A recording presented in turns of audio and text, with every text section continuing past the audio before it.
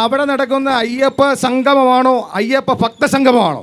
സാധാരണ ഞങ്ങൾ അമ്പലപ്പുഴക്കാരെന്ന് പറയുന്ന ധർമ്മശാസ്താവിൻ്റെ മാതൃസ്ഥാനികരാണ്. 52 ദിവസത്തെ കഠിനമായ വ്രതാനുഷ്ഠാനങ്ങളുടെ ഇരുമുടിക്കെട്ടുമായിട്ടാണ് ഞങ്ങൾ ശബരിമലയിൽ പോകുന്നത്.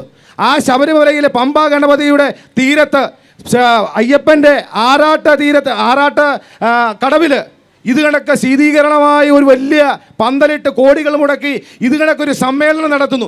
എങ്ങനെയാണ് ആ ഭക്തജനങ്ങൾ വരുന്നത്? മാലയിട്ട് വ്രതം നോക്കിയാണോ, ഇരുമുടി കെട്ടുകൊടുത്താണോ, കറുപ്പ് ഇട്ടാണോ എന്നറിഞ്ഞാൽ കൊള്ളാവുന്നുണ്ട്. ഈ ദേവസ്വം ബോർഡിൻ്റെ പ്ലാറ്റിനം ജൂബിലി പ്രമാണിച്ചാണ് ഇത് സംഘടിപ്പിക്കുന്നു എന്നൊരു ഇതുണ്ട്. പക്ഷേ 55 ദിവസം മാത്രം ബാക്കി നിൽക്കുന്ന ഈ ഭരണസമിതിക്ക് എന്തിനാണ് സാറേ ഇതിന്റെ ഒരു സംഗമം നടത്തുന്നത്? ഈ ഒരു ചോദ്യം ഞങ്ങളെ ചോദിക്കാനുണ്ട്. ഞാൻ ചോദിക്കുന്ന ഒരു കാര്യമുണ്ട്. അമ്പലപ്പുഴക്കാരായ ഞങ്ങൾ അമ്പലപ്പുഴ പേട്ട സംഘം, ചരിത്ര പ്രസിദ്ധമാർന്ന പേട്ട സംഘം, അങ്ങനെ സംഗമം നടത്തുമ്പോൾ ഞങ്ങളെയും കൂടെ ഒക്കെ ക്ഷണിക്കണ്ടേ? എന്താണ് നിങ്ങളെ ക്ഷണിക്കാഞ്ഞത്? അപ്പൊ എന്തുവാണ് അവിടെ നടക്കുന്നത്?